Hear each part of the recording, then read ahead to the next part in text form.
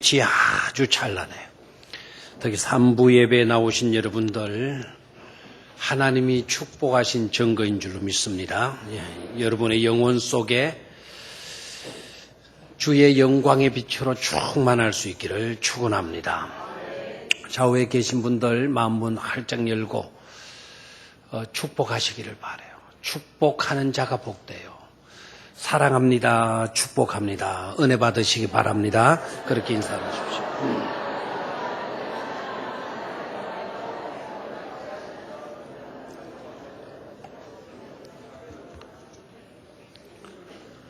지난 시간 우리가 말씀을 드렸지만 우리는 지금도 가장 좋은 최고의 선물을 받고 사는 사람들입니다.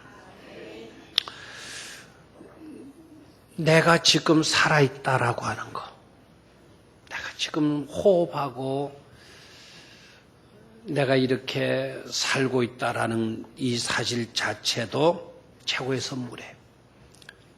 내가 살아있다라는 것, 지금 살아있다라는 것. 그것도 마하나임의 현장 가운데서 내가 살고 있다. 하나님의 군대 속에 하나님의 보호와 하나님의 호의를 받아가면서 살 수 있다라는 것. 최고의 선물이에요. 나 홀로의 선물, 나 혼자의 선물.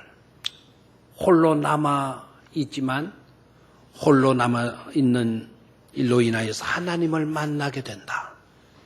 홀로 남아서 하나님을 만나는 시간이라면 그것 또한 최고의 선물인 줄로 믿습니다. 쩔뚝거림의 선물, 쩔뚝거림을. 비록 장애는 안게 되어졌지만 쩔뚝거릴지라도 나의 삶이 깨어지고 내 방식대로 내 좋을 대로 살아가던 그런 삶이 깨어지고 이제부터는 하나님의 다스림으로 살아가는 삶이라면 그것 또한 최고의 선물이 되어지는 줄로 믿습니다. 오늘은 같은 본문을 가지고 이어서 하나님만을 복으로 여기고 가는 자의 아름다운 모습이라는 제목으로 말씀을 나누도록 하겠습니다. 오늘 제목이 좀 길어가지고 중간에 잘랐어요.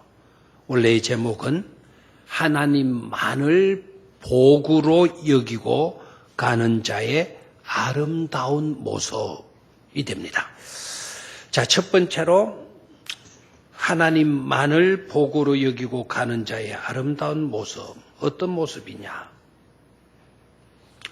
야복의 인생으로 나아가는 모습이에요. 한번 따라하시죠. 야복의 인생으로 나아가는 모습. 그 모습이 아름다워요. 그 모습이. 야복이라고 하는 말, 22절에 야복나루를 건널세 이렇게 되어져 있는데 야복나루를 건널세. 이 야복나루라고 하게 되면 원래 그 야복강 이름이 아니에요. 언제부터 야복이라고 하는 이름으로 불려지게 되는가 하니까 야곱이가 그곳에서 놀라운 것을 경험하게 돼요. 체험하게 되죠.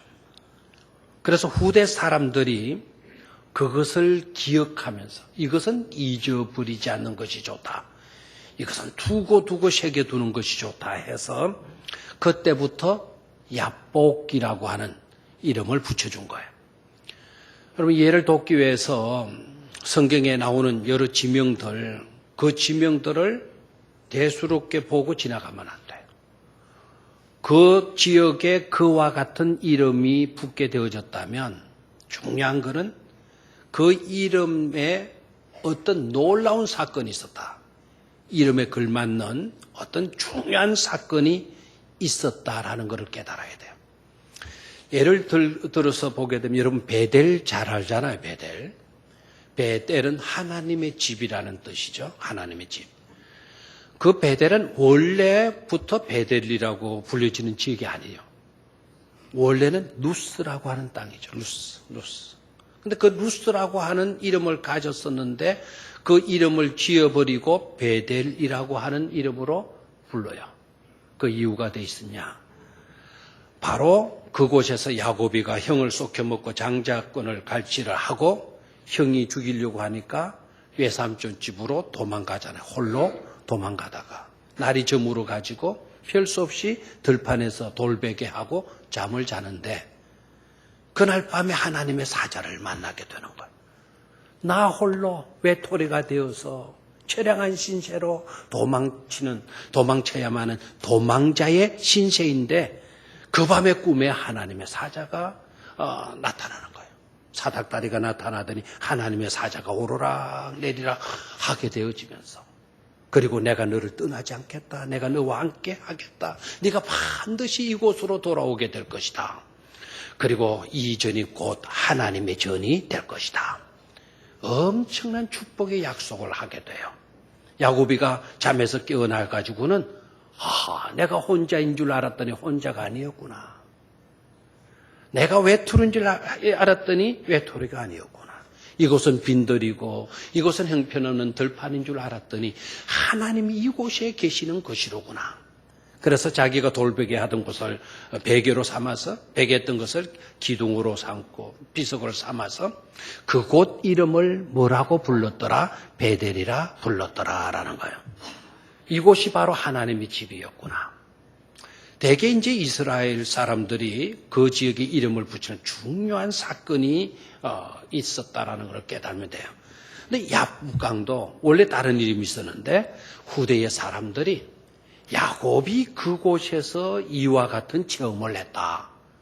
그래서 이곳 이름을 뭐라고 불렀어요? 야복이라고 불른 거예요.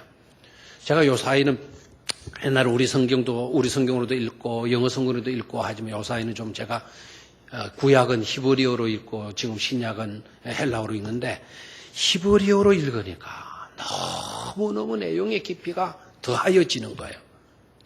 얼마나 감동과 새로운 도전과 깨달음을 주는지 모르겠어요. 이 야포크라고 하는 이 단어는 원래 바카크라고 하는 단어에서 왔다 그래요. 이 바카크라고 하는 단어는 동사예요. 그리고 야포크라고 하는 단어는 명사예요, 명사. 그러면 바카크라고 하는 단어는 어떤 의미를 갖고 있는가 하니까 버리다, 내려놓다, 포기하다, 쏟아붓다, 그리고 빼앗기다. 바카크의 뜻이에요. 야포크는 그것에 대한 명사형이에요.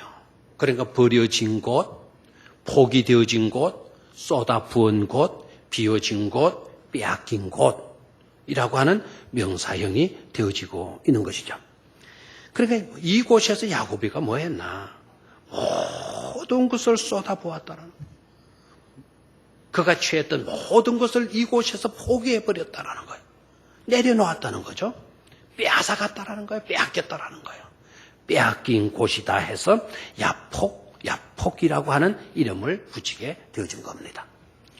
자, 여러분 생각해 봐요. 모든 것을 내려놨어요. 모든 것을 포기했어요. 모든 것을 빼앗겨 버렸어요. 그러면 야곱의 현재의 모습은 우리 눈으로 보이는 야곱의 모습은 빈털터리예요.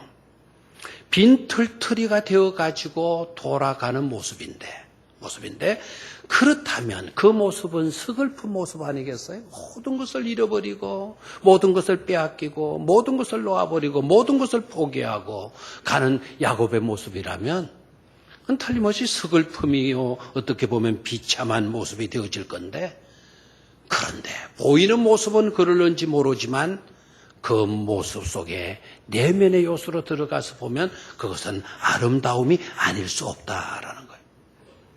서글픔을 어떻게 아름다움이라 그러는가? 물론 서글픈 모습이라고 하는 데에도 일리가 있어요. 왜 그런가 하니까 대다수 많은 사람들이 어떻게 생각합니까?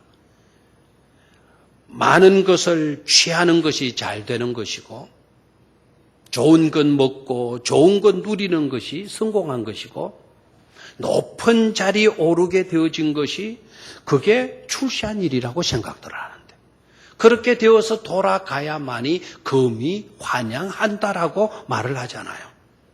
대개 사람들이 그렇게 판단을 해요. 우리도 그렇게 여길 때도 많이 있잖아요. 누가 높은 자리를 오르게 되었다. 출세했구나. 누가 큰 집으로 이사를, 그 사람 참 잘 됐네. 그 사람이 떼부자가 되었대. 그 사람 많이 성공했네. 복 받았네. 말들 하지 않습니까? 그게 잘못된 게 아니죠. 대다수의 사람들의 가치관은 그렇게 하나여지고 있다는 점이에요. 그런데 문제는요, 하나님이야 있건 말건 상관하지 않는데 있다라는 거예요.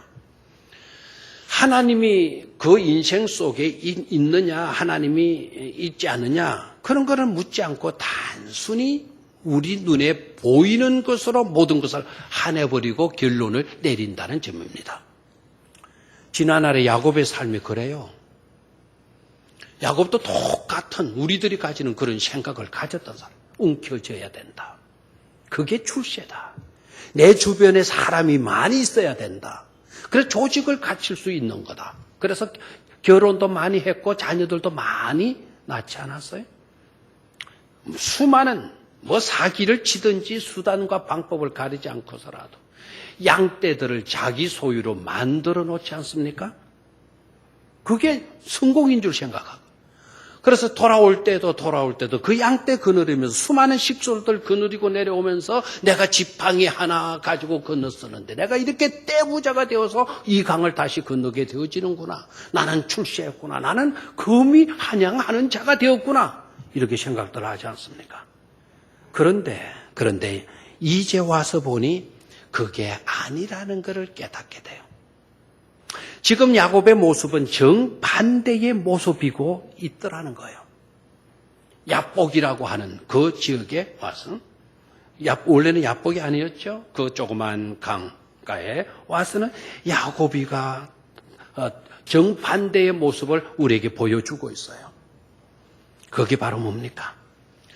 이때까지 내가 보이는 것에 치중했지만 이 보이는 것은 어차피 놓아야 될 것이다. 내가 놓지 않는다고 한다면 그것이 우리에게서 없어지고 만다. 내가 놓지 못하고 그것을 움켜쥔다 하더라도 그것은 영원토록 내 곁에 있어지는 것이 아니고 사라지고 없어질 것들이다라는 거예요. 재물도 없어지잖아요. 내 곁에 수많은 사람들이 있었다 할지라도 그 사람들이 하나씩 둘씩 떠나가지 않습니까? 아니, 떠나가지 않고 있다 하더라도 내가 떠나야 되지 않습니까? 그 사람은 살아 있을 수 있어요. 그러나 내 수명이 다하고 내 건강이 다하고 하게 되면 내가 떠날 수밖에 없는 거예요. 그토록 그것에 집착하고 보았더니 영원히 내 곁에 있을 수도 없고 내가 그 곁에 있을 수도 없는 한갓 부질 없는 것임을 그가 깨닫게 돼요. 그래서 자기가 이때까지 추구했던 모든 것, 야곱 안에 깊이 박혀 있었던 것들, 그렇게 철저하게 악착같이 관리해 왔던 그 모든 것들, 자기 열정으로 자기 노력과 수단으로 취했던 그 수많았던 재물들 하고 보니까 그 모든 것들은 하나님으로부터 온 것이 아니더라는 거예요. 하나님이 아닌 모든 것들 이거 보니까 이것을 다 내려놓게 되는 거예요. 그것을 포기하게 되는 거예요. 하나님으로 말미암지 아니했던 모든 것들 이것을 하나님께서 다 빼앗아 가도록 내어버린 거예요. 그리고는 야곱이 어디에 매달리는고 하니까 하나님께 매달려요. 그리고 이제 그에게서 중요한 거는 오로지 하나님 은혜밖에 없다. 그래서 하나님의 은혜에 악착같이 매달리는 거예요. 여러분, 우리 성경에는 씨름으로 이렇게 되어져 있지만 영어 성경은 레슬링이에요. 레슬링 하는 거예요. 밤새도록 레슬링 하는 거예요. 하나님의 사자가 와서 뭐 때문에 그렇게 레슬링을 해야 할까요? 하나님이 그렇게 한가하신 분일까요? 그런 야곱과 레슬링을 해요. 너는 지금 잘못 살고 있다. 네가 남을 사기친 것 같이 보이는지 모르지만 그렇게 생각하지만 네가 네 인생을 사기치고 있는 것이다. 그거 내놔라. 그거 포기해라. 그거 내어 던지라. 그거 던지라. 그 모든 거 포기해라. 안 됩니다. 내가 움켜져야 됩니다. 이거 없으면 내가 어떻게 삽니까? 이거라도 가지고 있어야 내가 살아갈 것 아닙니까? 안 된다, 안 된다. 그것 가지고 안 된다. 요사이 비주얼이라는 말을 많이 쓰죠. 보이는 것, 그것. 이것 없으면 내가 어떻게 되는 겁니까? 아니다. 그것 없어도 된다. 하나님은 그것 뺏으려고 하고. 그렇게 결국에 가서는 그 모든 것 빼앗게 돼. 환도뼈를 쳐버려요. 하나님의 사자가. 그러니까 이제 악착같이 자기 노력, 열정 가지고 자기 힘 가지고 살아갈 수 없게 되어졌어요. 그 대신 야곱은 하나님을 붙들게 돼. 하나님 은혜가 아니면 나 못 삽니다. 복 주시고 가셔야 합니다. 하나님만 이제 저는 붙들 수밖에 없습니다. 하나님 제 인생 책임져 주십시오. 하나님께 매달리게 돼요. 그럴 때 하나님께서 됐다. 이제 됐구나. 네 이름이 뭐냐? 야곱입니다. 네 이름을 뭐라고 해라? 이스라엘이라고 해라. 새 인생으로 바꾸어 주시는 것을 볼 수가 있어요. 사랑하는 성도 여러분, 우리가 내려놓는다라는 것, 야폭을 이룬다라는 거 쉽지 않습니다. 내가 배운 것도 어떻게 내려놓습니까? 내가 그렇게 수고하고 애쓰고 모은 이 모든 재물들을 어떻게 포기하란 말입니까? 절대로 포기할 수가 없어요. 그것 없으면 나가 못 살 것 같고 당장이라도 나는 망할 것 같아요. 그걸 깨달아야 합니다. 그런 것이 나를 지켜주는 것이 아니라 하나님이 나를 지켜주실 수 있다라는 사실을, 그런 것이 나를 안정케 나의 삶을 보장해 주는 것이 아니라 하나님이 영원토록 우리가 이 땅에 사는 날 동안뿐만 아니라 우리가 이 세상을 떠나고 난 뒤에도 영원토록 우리를 지켜주시고 보호해 주실 분은 하나님밖에 없다라는 사실이에요. 야복의 강을 지나는 거, 모든 것을 내려놓고 하나님이 아닌 모든 것을 내려놓고 하나님만을 붙들고 나아가는 삶. 그런 모습은 아름다운 모습이 되어지는 줄로 믿습니다. 야곱이 모든 것을 내려놓았지만 그러나 모든 것이 아닙니다. 모든 것을 내가 내려놓고 어떻게 삽니까? 아닙니다. 모든 것은 부분입니다. 부분을 내려놓은 겁니다. 하나님만 붙들고 어떻게 삽니까? 아닙니다. 하나님은 부분이 아닙니다. 하나님은 모든 것입니다. 하나님 한 분을 붙들었다라는 것은 모든 것을 붙들게 되어졌다라는 것이죠. 그래서 하나님만을 붙들고 하나님만을 의지하고 하나님만을 복으로 여기고 가는 자의 모습은 아름다울 수밖에 없는 줄로 믿습니다.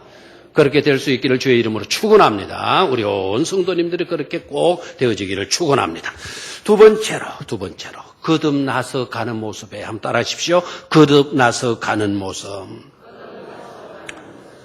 자, 오늘 또 눈여겨봐야 될 건 거듭나서 가는 모습인데요. 거듭났다라는 말이 없어요. 그런데 30절과 31절을 같이 한번 읽어봅니다. 30절과 31절 읽어보면 거듭났다라는 것을 알 수가 있어요. 자, 30절 시작. 그러므로 야곱이 그곳 이름을 브니엘이라 하였으니 그가 이르기를 내가 하나님과 대면하여 보았으나 내 생명이 보존되었도다 함이더라. 그가 브니엘을 지날 때에 해가 돋았고 그의 허벅다리로 말미암아 절었더라. 절었더라. 그리고 지난번에 쩔뚝거림의 선물이라는 제목으로 말씀을 드렸죠. 이 본문을 보면 굉장한 또 놀라운 사건이 이루어졌음을 볼 수가 있어요. 야곱이가 그곳 이름을 뭐라고 했다? 브니엘이라고 했다. 하나님의 얼굴이라고 했다. 하나님의 얼굴을 대면했는데 얼굴과 얼굴을 이렇게 대하여 보았는데도 내 생명이 죽지 않고 보존되어 있다. 이런 고백을 해요. 자, 여러분, 여기 이 사건이 얼마나 중요한 사건인지를 깨달아야 되는데 베델 사건 이후에 아까 사닥다리 사건 그 사건 이후에 야곱의 삶을 살펴보면은 야곱이가 하나님을 만났다라고 하는 이야기가 없어요. 하나님을 만났다라는 이야기가 없다라는 것은 야곱이가 예배를 떠나서 살았다는 거예요. 야곱이가 기도하지 않고 살았다라는 거예요. 기도는 여러분 하나님을 대하고 하나님께 기도하잖아요.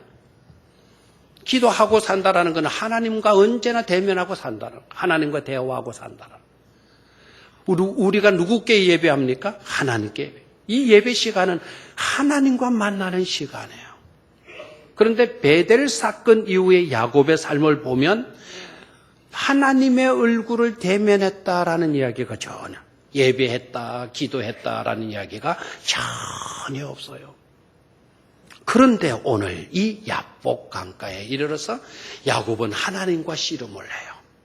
하나님의 사자가 나타나 씨름을 했는데, 그런데 씨름을 마치고 난 뒤에 야곱은 뭐라고 고백을 하는 거 아니까? 나는 하나님의 사자를 보았어, 천사를 보았어, 이게 아니고 내가 하나님의 얼굴을 보았다, 얼굴을 대면했다. 그런데 내가 뭐 했다? 살아남았다. 이때 당시는요, 히브리 사람들의 사고 속에는 어떤 것이 있는 거 아니까? 하나님은 거룩하시고 우리는 죄인들이에요. 죄인된 우리가 거룩하신 하나님을 만나게 되는 순간 우리는 죽게 된다. 죽을 수밖에 없다. 그래서 이사야 선지자도요, 하나님의 옷자락만 보았는데도 화로다 나여 망하게 되었구나. 이 일을 어찌할꼬 탄식했어요. 하나님을 만나면 죽는 줄로 여겼으니까. 사실 그렇게 되어서 죽은 자도 없잖아. 있잖아요. 벗개를 함부로 대다가 벗개를 손댔다가 죽어버린 사람도 있잖아요. 그런데 오늘 야곱을 봐요. 하나님을 대면하여 보았으나 내 생명이 뭐하지 않았다? 죽지 않고 살아남아 있다라는 거예요. 이거는 내가 거듭났다라는 거예요. 거듭났다. 내가 죽어야 되는데 죽지 않고 내가 살아남았다. 위로부터 나는 다시 태어난 존재가 되었다라는 거예요. 여러분, 거듭난 심정은 하나님을 만날 수가 있는 줄로 믿습니다. 거듭나지 못하면 우리는 하나님을 만날 수가 없어요. 그 하나님을 내가 만났다. 하나님을 대면할 수 있게 되었다. 그런데 내가 살아남았다. 나는 거듭난 자가 되었다라는 거예요. 그런데 이 사건이 또 중요한 거는 이 사건 자체가 곧 십자가의 사건이다라는 거예요. 십자가의 사건. 여러분, 십자가의 사건이 뭡니까? 십자가의 은혜를 체험했다라고 하는 것이 바로 뭡니까? 십자가의 은혜를 내가 체험했다라는 것은 죄에 대해서는 내가 죽었고 예수 그리스도에 대해서는 내가 산자가 되어지는 사건. 그게 바로 십자가의 사건 아닙니까? 죽어야 될 내가 죽는 거예요. 죄에 대한 모든 것들은 죽게 되어지고 그리스도의 생명으로 내가 다시 태어나는 것. 그게 바로 십자가의 은혜의 사건인 것이죠. 그래서 십자가의 은혜를 내가 체험했다라는 것은 기독교의 진수를 내가 맛보게 되어졌다라는 말과도 똑같은 말이 되어지는 것입니다. 그게 바로 기독교의 진수입니다. 수많았던 내 모든 죄악들, 지난날의 죄악들, 현재 짓고 있는 모든 죄악들, 장차에도 내가 부족하고 연약해서 짓게 되어지는 그와 같은 모든 죄까지도 십자가에서 처형되어져 버리지 않았습니까? 십자가에서 완전히 용서되었고 처형되어졌어요. 그 죄값은 모두가 다 치루어지게 되어진 것 아닙니까? 그리고 그리스도가 흘리신 생명의 보혈의 피로 우리가 다시 살아나게 되어지는 거죠. 십자가의 은총은요, 크게 세 가지 특성을 갖고 있어요. 하나는 무한성이에요. 하나님 십자가를 통한 은혜는 어떤 것에 제한되지 않는다는 사실이에요. 그것이 육적이건, 그것이 영적이건, 그것이 도덕적이건, 죄악과 모든 허물들이 그 십자가에서는 다 처리되어질 수가 있다라는 거예요. 이 죄는 안 되고 저 죄는 되고 그런 것이 없어요. 그것이 도덕적이건 영적인 것이건 십자가의 은혜는, 십자가의 특징은 그 모든 것까지도 완벽하게, 완전하게, 능히 치유되고 고쳐주고 씻어주시고 용서가 되어질 수 있다라는 거예요. 이 십자가의 은혜의 특징입니다. 기독교인이 누릴 수 있는 특권이 바로 그게 십자가의 은총. 기독교의 진수를 우리가 맛보아서 누리게 되어지는 것. 이 기독 신자에게 주어진 특권이라는 것을 깨닫기를 축원합니다. 교황이 우리나라 왔잖아요. 대단한 보도가 이루어지고 있어요. 대단한 사건. 교황이 마시아 중에 우리나라를 제일 먼저 방문하게 되었다. 그 힘이라는 게 대단하잖아요. 얼마 전에 시진핑 중국 수석도 왔다 갔지만 그때도 대단했지만 그러나 이번 교황 방문보다는 대단하잖아. 세계 기자들이 200여 명이 몰려들었다 그러잖아요. 그리고 그분이 행하는 모든 일거수일투족, 그분의 입에서 나온 말 한마디 한마디가 큰 이슈가 되어지고 있어요. 아마 우리 교회도 좋은 차를 사려고 계획을 잡았던 사람들도 이번에 기아에서 만든 소울, 예쁜, 그 차는 예쁘잖아요? 소울이라고 하는 차로 아마 다 바꿀 것 같아. 외국에서도 아마 소울이 막 인기 있게 잘 팔려나갈 것 같아. 근데 교황이 와가지고는 무슨 차를 탔다 그래요? 준소형 차를 탔다. 그래, 이게 탈 수도 있잖아요. 그런데 이게 막 떡이 돼요. 기아차에서 나온 소울차가 막 엄청나게 수출도 될 것 같은 느낌도 받게 돼요. 그분이 언제나 소울 타는 게 아닌데, 소울 타는 건 5분도 안 탔을 건데, 그분이 일거수일투족이 막 돋보이고 있는 거예요. 돋보이고. 아기 하나 가지고 입 맞춰주고 막 돋보이고 있는 거예요. 여러분들이 해도 하나도 돋보이지 않는데 그분이 하면 돋보이는 거예요. 안 그래요? 근데 그분, 가톨릭 신자 보면은 다 우르르 봐요. 근데 여러분, 우리가 수용할 수 있는 게 있고 수용할 수 없는 것도 있죠? 그 중에 하나가 뭔 줄 아시죠? 교황 무오설입니다. 교황은 오점이 없다. 잘못하는 게 없다. 교황 무오설을 주장. 그래서 교황이 되면 이렇게 대단한 분으로 떠받치고 존경하고 일거수일투족을 주시하게 되고 한마디 말도 그냥 그렇게 하나님이 주신 말씀처럼 그렇게 모두가 다 받아들여요. 이 교황의 무엇을? 교황이 뭐합니까? 그런데도 그들은 성경은 의인은 없나니 한 사람도 없다라고 이야기를 했는데 그런데 교황은 무오하다. 그러면 어떻게 되는 겁니까? 무오하지? 여러분에게 물어볼까요? 교황은 허물이 없나요? 교황이 걸어가면 그림자도 안 생기나요? 그런데도 떠받들어요. 그분들은 존경해요. 전 세계 가톨릭 신자가 10억 정도 되는데 10억이 움직이게 되는 거예요. 대단한 겁니다. 대단한 거예요. 그런데 우리 개신교는 그런 종교가 아니에요. 교황도 흠이 있고 문제가 있다. 다 우리는 죄에서 허물에서 실수해서 실패해서 자유로울 수가 없다라는 거예요. 의인은 없나니 한 사람도 없어요. 없는 분이 계셨다면 예수 그리스도밖에 없어요. 주님밖에 없어요. 그런데 주님은 그러기에 우리를 위하여 대속제물로 이 땅에 오신 것 아닙니까? 우리가 누릴 수 있는 특권이 바로 뭡니까? 죄 없이 사는 것, 무하게 사는 것. 우리는 그렇게 살 수가 없어요. 기독교인은요, 실수를 하지 않는 존재가 아니라 기독교인이 되어졌다고 해서 오늘 성자로 이제 죄짓지 않는 사람으로 그림자도 없을 사람으로 나쁜 생각도 하지 않는 사람으로 그렇게 떨어지는 게 아니고 기독교인이 되어졌어도 기독교인은 실수를 하지 않는 존재가 아니라 끊임없이 실수하게 돼요. 끊임없이 실수하지만 실수하고 실패하고 난 뒤에 돌이켜 회개하고 더욱더 나아지는, 좋게 되어지는 존재, 잘 되는 존재가 바로 기독교인임을 깨닫기를 축원합니다. 오늘 야곱이 그걸 우리에게 보여주고 있잖아요. 야곱으로 살아서는 안 돼요.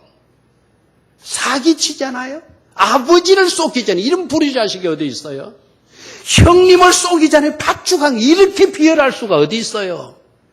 장가가면 철든다 그러는데 장가가고 난 뒤에도 장인을 얼마나 쏟겨 먹었어요? 살아서는 안 될 인생입니다. 그런 인생이지만 하나님이 그를 만나주셔요. 십자가의 특별한 은총을 체험하게 만들어 줘요. 거듭나게 만들어 주셨어요. 그래서 야곱을 넌 야곱으로 살아서는 안 돼. 뭐로 살아라? 이스라엘로 살아라 라는 거예요. 여러분 모세를 존경합니까? 다윗을 존경합니까? 위대한 분이라고, 우리가 본받아야 할 대단한 사람이라고 그렇게 존경합니까? 모세는 흠이 없고 다윗은 흠이 없어서 여러분 그들을 사랑하고 좋아합니까? 여러분 모세 위대한 지도자임에 틀림없어요. 그러나 모세 살인자입니다. 자기 멋대로 살아가는 사람, 자기 멋대로 내 좋을 대로 내가 한번 해보리라, 내가 해보리라 돌지어서 사람 때려 죽였어요. 엄청난 실수를 했죠. 엄청난 잘못을 했죠. 그러나 모세가 끝났습니까? 하나님은 강야 학교로 입학시켜 40년 동안 학교 생활 만들고 강야 학교 생활 하게 만들어서 다시 그를 불러서 쓰시지 않았습니까? 이런 분이 누구라고요? 하나님의. 기독교인의 특징이 뭐냐? 실수하지 않는 것이 아니고 실패하지 않는 것이 아니고 실수했더라도 뉘우치고 돌이켜서 더 잘 되게 되어지는 존재. 그게 바로 기독교인이라는 것을 깨닫기를 축원합니다. 그리고 우리가 나만 그렇게 되어진다 생각하지 말고 여러분이 옆에 앉은 사람도 그렇게 대해줘야 돼요. 여러분 주변에 실패한 사람이 있습니까? 처절하게 실패한 사람이 있습니까? 쳐다봤더니 이것을 제기할 0.01%의 가능성이 없어 보이는 사람이 있습니까? 그런 사람을 볼 때 여러분 어떻게 대합니까? 저 사람 망했어. 저 사람 끝났어. 폭삭 망했어. 아주 비참하게 되어버렸어. 이렇게 말합니까? 그렇게 말했다면 여러분은 성숙한 그리스도인이 아닙니다. 기독교인은 어떤 자입니까? 저렇게 실패했어도, 완전히 폭삭 망했어도, 제기할 희망이 0.01% 없다 할지라도 회개하고 돌이키면 잘 되어질 수 있는 사람, 일어설 수 있는 사람, 거듭날 수 있는 사람, 더 잘 될 수 있는 사람으로 보아줄 수 있는 그리스도인이 성숙한 그리스도인이 되어진다는 사실입니다. 우리가 그런 신앙인들이 될 수 있기를 주의 이름으로 축원합니다. 소화기의 마음을 가져야 돼요. 소화기가 뭔 줄 알아요? 소화기 하면 또 우리 소화시키는 소화 기능을 말하는 것이 아니고 여기에 소화기가 때마침 있어요. 얼마나 감사한지. 여기에 여러분 소화기가 오늘 내가 가르치니까 보았지. 요 소화기가 있었던 걸 알고 있었던 사람 손 들어봐요. 몇 사람 있네요. 그래도 보기는 봤네. 저 소화기. 저 소화기를 보면서 어떻게 봅니까? 누가 알아주지도 않네요. 이 꽃꽂이는 누가 보고 이 강단은 누가 보아줘요. 저 피아노도 누가 보아줘요. 저 드럼도 누가. 근데 저 소화기를 눈여겨 보아주는 사람이 늘 그 모양에 늘 빨간 옷 입고 늘 한 구석에 처박혀가지고 저 모습으로 어제나 오늘이나 내일이나 살아가요. 참 아주 민망하고 지루할 것 같고 초라한 것. 여러분은 휴가를 다 갔지 왔지만 저놈은 휴가도 없어. 언제나 저기 저기. 근데 소화기의 마음으로 들어가 봐요. 저 소화기 속으로 여러분들이 한번 들어가서 저 소화기의 일체감을 한번 가져봐요. 소화기의 마음 속으로 들어가서 일체감을 가지면 소화기는 이런 마음을 갖고 있는 거예요. 기다리는 마음. 쓰임 받게 될 그 순간, 언젠가는 쓰임 받게 될 날이 있을 거다. 그 시간을 놓치지 않기 위해서 나는 정신 차리고 눈 동그랗게 뜨고 있어야 돼. 내가 나가야 할 시간 있을 건데 그 시간을 기다리고 있는 거예요. 언제나 쓰임받는 그날을 기다리고 있을 거예요. 그런 마음만 있는 게 아니고 저 소화기의 마음은 또 이런 아주 고귀한 마음이 들어있다고 봐요. 고귀한 마음. 내가 쓰임받기 위해서 태어났지만 그러나 내가 무용지물이 되더라도 오늘 아무 일 없어서 아무도 다치지 않고 아무도 당황하는 일 없이 오늘도 평화롭게 하루가 지내기를 저소하기는 간절히 기도하고 있을 것 같아요. 나 쓰임 받았어. 나 쓰임 받아야 돼. 쓰임 받으려면 불이 나야 돼, 불. 불 나기를 소화기가 원하고 있을까요? 나 쓰임 받아야 되지만, 쓰임 받는 날을 기다리고 있지만, 그러나 내가 무용지물이 되더라도 불이 나지 않기를 저소하기가 오히려 기도하고 있지 않겠어요? 기독교의 진수인 십자가를 체험하고 거듭난 사람들은 저기 소화기 하나 될 때에도 아무렇게나 대하는 것이 아니고 소중하게 대해주는 그런 마음으로 돌아가는 모습이 되어야 될 줄로 믿습니다.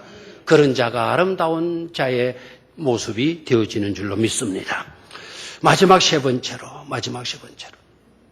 엘렐로헤 이스라엘로 나가는 모습. 한번 따라 하십시오. 엘렐로헤 이스라엘. 오늘 읽은 본문 속에는 이 구절이 안 나와서요. 33장 20절에 나와 있어요. 20절에. 언제나 야곱은 엘렐로헤 이스라엘. 가는 곳마다 신앙 고백해요. 간증해요.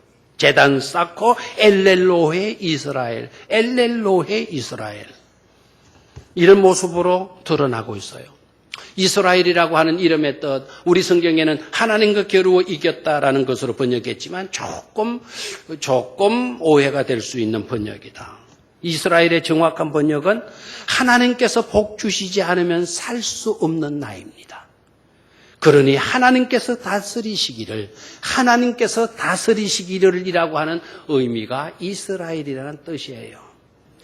그리고 엘렐로헤라고 하는 이 말, 두 단어가 합성돼서 엘이라고 하는 단어와 엘로헤라고 하는 단어인데, 엘은 전능자, 힘 있는 자라는 뜻이에요. 권세자. 엘로헤라고 하는 말은 엘로힘이에요. 엘로힘. 뭐뭐의 하나님이라는 뜻이에요. 그러면 전능자의 하나님이라는 뜻이죠. 엘로힘. 능력 있는 하나님이라는 뜻이죠. 권세 있는 하나님이라는 뜻이죠. 엘렐로헤 이스라엘.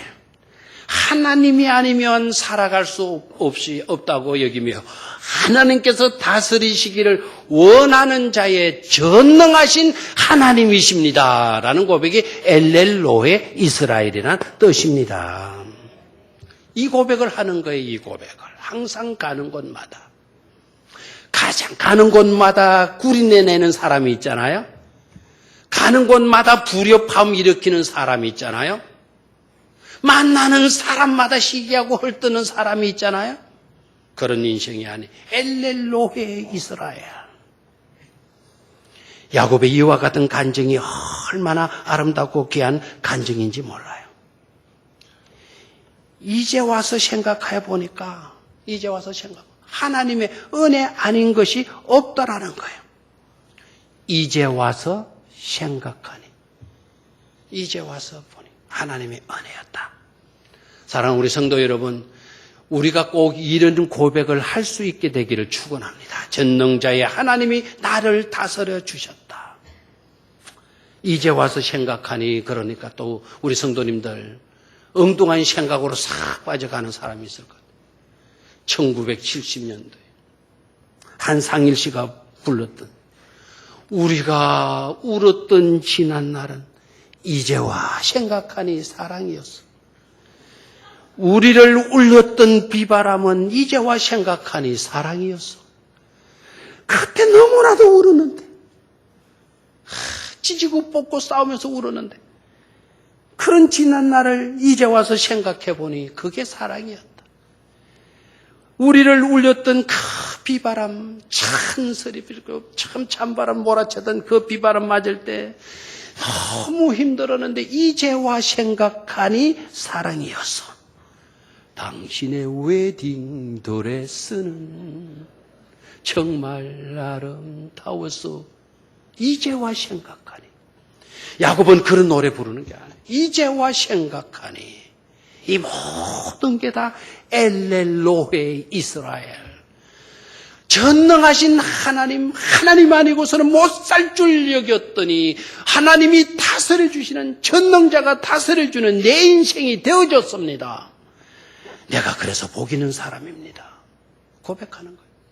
사랑하는 성도 여러분, 그렇게 상기꾼이었던 인생을 움켜쥐는 일이라면 수단과 방법을 가리지 않았던 그 비열한 인생인 그와 같은 사람을 단순히 짐승떼가 많아지고 딸린 식솔들이 많은 것으로 복으로 여겼던 그를 하나님이라고 하는 흔적도 없고 예배라는 흔적도 없고 기도라는 흔적도 없으면서 성공자라고 자처했던 그런 사람도, 그런 사람일지라도 내동댕이 치고 버리지 아니하시고 나무라지 아니하시고 배척하지 아니하시고 오히려 만나주시고 세워주시고 붙들어주시고 말씀하여 주시고 끝까지 은혜로 인도해 가시는 하나님, 야곱 편에 계셔주시는 그 하나님, 눈물 겹도록 고마운 하나님이 아니겠습니까? 야곱만의 하나님이겠습니까? 이제부터 우리들의 삶의 자리도 좀 달리 펼 수 있게 되기를 축원합니다.